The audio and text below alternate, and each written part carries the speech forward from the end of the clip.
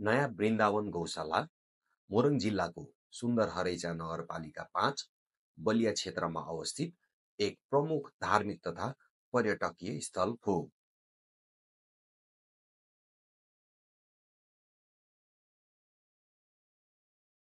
गौशालाभित्र प्रदेशकै सबैभन्दा ठूलो राधाकृष्ण मन्दिर, ऋषिहरूको धातुको प्रतिमा, गौशाला, वाटर फाउन्टेन, गुरुकुल रहेका छन्।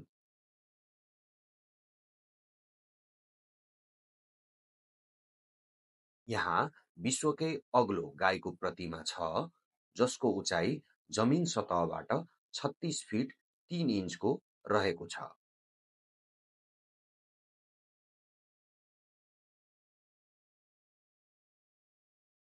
दुई हजार 65 सालमा स्वामी दीनबन्धु शास्त्रीजीले श्री राधेश्याम सेवा ट्रस्टको गठन गरी स्थापना गरेका हुन्। गौशाला हाल 12 बिघा जमिनमा फैलिएको छ। यहाँ हाल 40 वटा स्थानीय जातका गाईहरू पालिएका छन्।